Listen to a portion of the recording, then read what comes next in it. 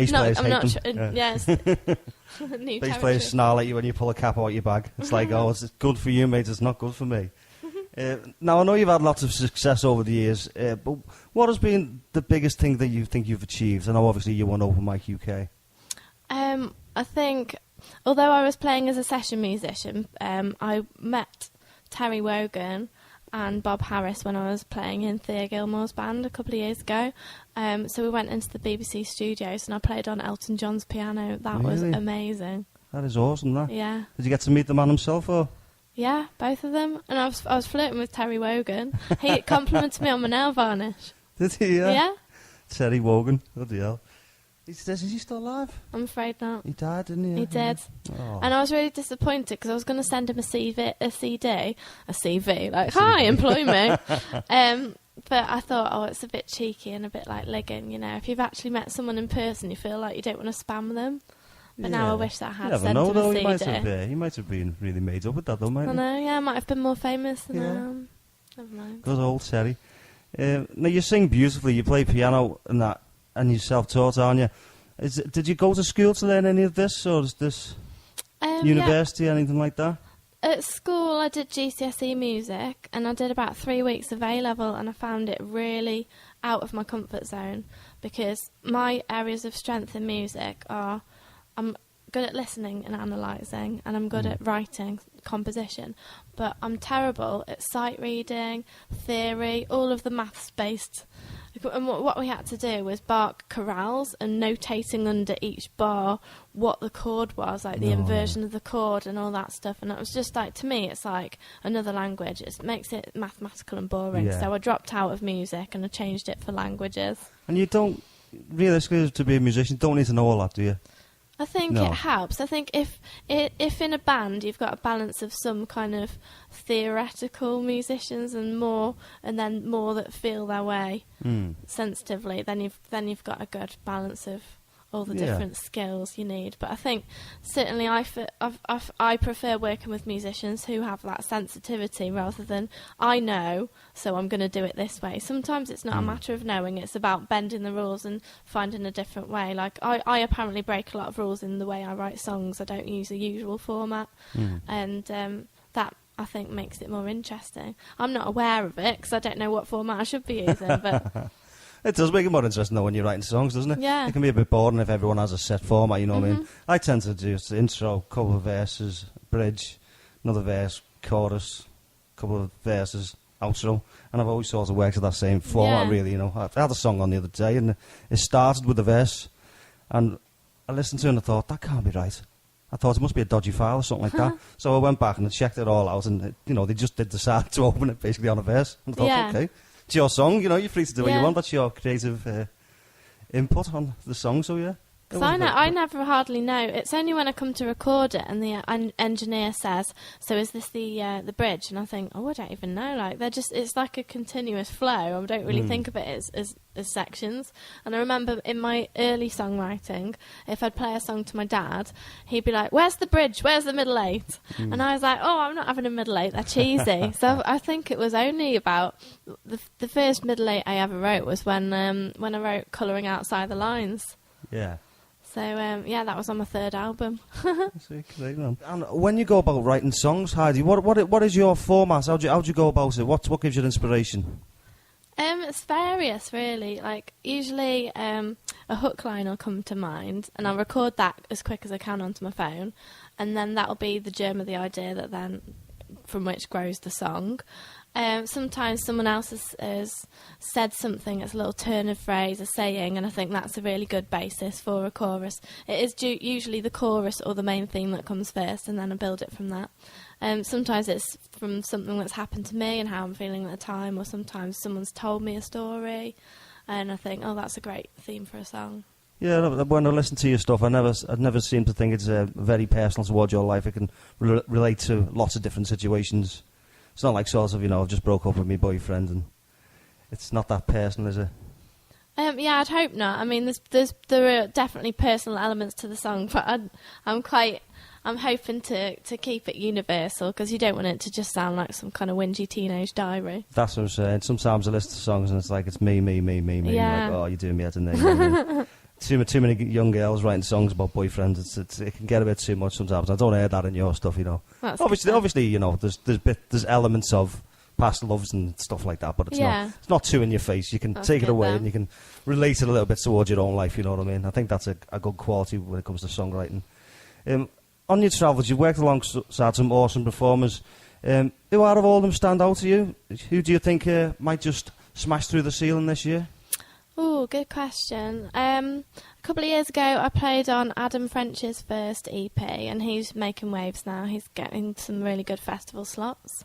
And I think he's releasing his first album now, so he's been over to New York. And I played last night at a fundraiser in Congleton in Cheshire with a guy called John Darley, and he writes all his own stuff. He sounds like a mixture between Jeff Buckley and Devendra Banhart. Oh, right. So he's awesome. I think the problem is now there are so many really, really good singer-songwriters, but it's just a bad time for music to break through. Yeah, it's kind of like, it feels like money's the main reason that someone would get signed rather than talent. So I think there's a wealth of talent out there at the minute. Of course, I agree with you totally. I think, you know, with many of the artists we do, it's like you can only promote so much and you can only do so much. But at the end of the day, it's money that's missing from the industry at the moment. Yeah. Good old-fashioned money. We need a few entrepreneurs to sign a few acts, you know what I mean? Definitely. Start opening independent record labels and things like that. But there's also a lot of record labels out there that aren't worth a carrot, frankly, you know what I mean? Yeah, the smaller ones, they're going to just take the money off you rather than making... Of course they are. It's a waste of time. That's why I'm holding out for a bigger... I've been offered so many record contracts, and they've all been with small labels, and for me, because I do everything myself in-house, I don't need a middleman at the moment until I break through to anything bigger. But it is the problem that there's a plateau then. Like, I've been played on Radio 2, Radio 1 and 6 Music, but then unless you then pay the stations, they're not going to play it anyway. Again. It is, unfortunately. It's a bit of a brick wall at the moment, isn't it? Yeah. But I do strongly believe that things are going to change very shortly. So for musicians at the moment that are plugging away, I'd advise they still do it, because I think we're coming up to a time where there's a lot of pressure going on now. Yeah. The likes of Spotify are under a lot of pressure and things like that. And I do see a bit of a whirlwind change heading like very shortly. Yeah, that's partly why I do the show, because I want to see that change, you know what I mean? I'm a musician myself, I know you're just constantly banging on a door that's not going to open. Anyway, that's a bit sad, isn't it? Where would you like to see yourself in 5 years' time? It's a funny question, that, isn't it? Because we never know we're going to be in 5 years' time. But what would you hope to happen? I certainly would like to be still gigging, and I'd like to be playing to really appreciative audiences, and maybe 1-2 out of 5 gigs are like that, but I'd like it to be the norm then, that and I think it could be a bit of a shift in culture that's required, because I think people have become apathetic to live music, where they just think it's something that goes on in the background, so you don't need to clap even. Yeah, I think it's become very cheap, I think. Yeah, it's free entry, and there's music in every bar in every town, and I think it's hard for people to discern quality. But when you're playing to a sit-down audience, when they've paid for the tickets, house concerts are my favourite type of gig, and theatre gigs. So if I was basically just doing what I'm doing, releasing, I'd probably be on album number 8 or 9 by then, because I've done 4 now. So and have you done 4 complete albums, have you? Yep, 4 albums. So the one that I've handed you today is my 4th album that's just come out. Excellent. Thank you very much for bringing that back. Pleasure. By the way, now I remember Open Mic UK. I seen a video clip there of when you won Open Mic UK. Yeah. And once you received your award and your handshake and that, you said, "Well, I'm made up now because I was going to give it up." Why was you going to give it up? I've become really disillusioned with it. I'd recorded 3 albums, and I'd seen a lot of people that were alongside me on the same level getting picked up. So I knew Jake Bugg before he got picked up, and we were sat next to each other. Yeah, we both got picked for this Abbey Road Music Day via our local BBC stations. And I saw him sat on his own. I thought, "Oh, what's your name?" And he told me, and he seemed really shy. And I thought, "Oh, bless him." 2 weeks later, I was Facebooking him, and he's like, "Oh, I'm going down to see this guy in London." A couple of weeks later, he says, "Oh, yeah, this is happening, this is happening." Next minute, he's not on Facebook, and then I hear his song on a Guinness advert, and that's it, he's made. But it's like sliding doors, and I think when you're sort of pitting your own success against someone else, you can get quite disillusioned. But then I think what I've reassured myself with is that an achievement to release an album yourself and to write good music, and it doesn't really matter if you're getting widespread recognition as long as you're pleased with your own creative output, and if there are a few quality fans that just make it worthwhile and so keep ticking over. So maybe at that point you threw everything at the idea of fame, and then you've now taken a bit of a step back and you've sort of said, well, you know what, I'm just going to do it for myself now. If anything becomes of it, great, but you've sort of accepted how hard the industry is now. Yeah, and I mean, I want people to, rather than me chasing it, I've kind of taken a bit of a backseat in the last couple of months, and now I'm finding I'm getting just as many gigs, if not more, and people are chasing me, and that's how I'd really like it to be, rather than me like clutching at it desperately. Well, I remember you made a statement a few weeks ago on Facebook about playing these little gigs, and there's open mics, and there's not a lot of respect and things like that. And you said, you know, in future you're just going to do certain gigs. Yeah. And I think that's the right way to do it. If every artist done that, it would be great. But they sell themselves too cheaply, you know what I mean? Yeah. You should make yourself a little bit exclusive and say, you know, I'm prepared to do certain gigs, you know, not just playing down the local for a pint or whatever it is. You know, I'm sure you don't drink pints of beer, but you know what I mean? Yeah, well, I think like familiarity breeds contempt as well. Like I find the response I get elsewhere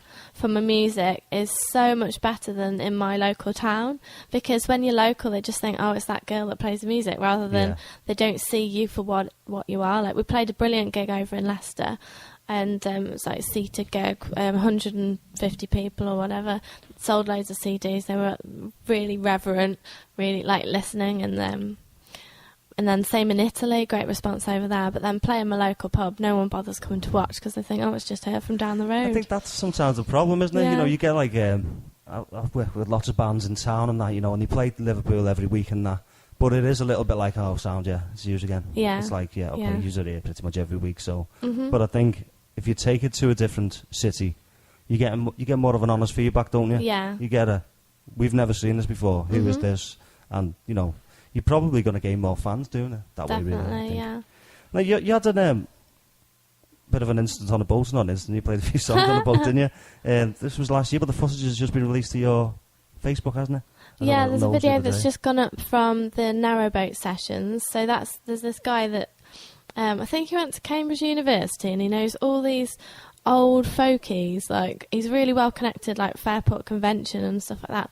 But he's sold up, bought this narrowboat, and he just goes up and down the canals, recording acoustic artists in each town, and then each year he releases a charity CD for cancer research, I think it is, with all original music on. And he's really well connected. I think he's connected with the people that scout for Jules Holland as well, but he's just sold up. He's got he gives you a sandwich and a cup of tea, and then records you on his little narrowboat. Excellent, love it. I've seen a few sessions on that narrowboat. It always looks good. I just like the concept of it, you know what I mean? A little boat with a band on it. Like the Joe Symes and Loving Camera on it the other week. That looked quite funny, like. But they thought it was dead small when they come in here, so have a go with that. Yeah. No, that is small. Online, music-wise, where can people go and check you out, Heidi? Do you have a website, things like that? Yeah, I've got a website, I've got Facebook. So my Facebook page is facebook.com/Heidi Browne Music.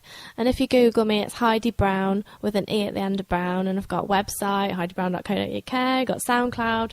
All my music's on iTunes, Amazon, Spotify. So yeah, you can find me everywhere. Can people get hold of physical copies of the CD? They certainly can, and they'd be personally posted by me. So I'll handwrite your address and put your flyer in there. Yeah, so if you just go on my website, HeidiBrowne.co.uk. All of my albums are available physically through that site. Otherwise, iTunes and Amazon for those. Brilliant. All right, we're going to give you a tune now, possibly 2 tunes. We're going to get Heidi set up, and we'll be back very, very shortly with a live performance. I'll see you in a bit, guys. Here's a bit of Sail Away from Dave while you're waiting.